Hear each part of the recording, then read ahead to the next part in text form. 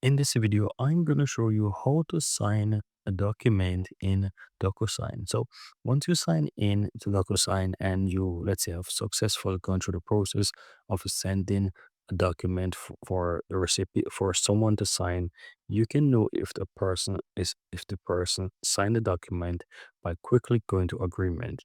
If it's a first document, you will see that it shows action required, and you will see the amount of documents that, let's say, require action.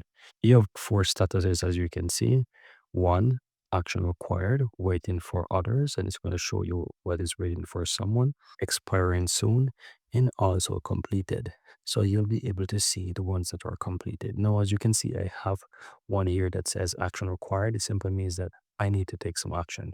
There are two ways to actually reach to this. One is by clicking right here where it says action required, and it's going to take you right over to the action required. Another way is if you're on the home page, you can also find it by clicking on the agreements at the top here, and you can go to your inbox or action required, and it's going to show you what is required. And you can simply click on sign, or if you're on the action required, you also have the same thing.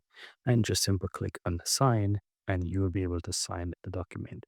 Once the document is signed by you, you will notice that it moves to the completed step. And as you can see right here, it says review and continue. I'm going to click on that right here.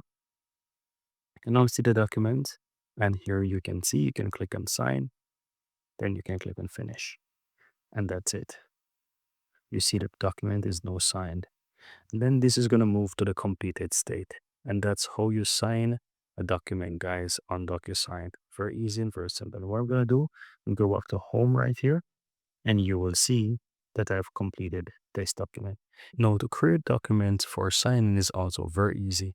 And if you'd like to learn that, I recommend you check out the playlist at the end of this video, where you can find a ton of other videos, including how to create documents and send them for signing in DocuSign. Well, that's it, guys. Thank you guys for watching, and I'm looking forward to see you in the next video.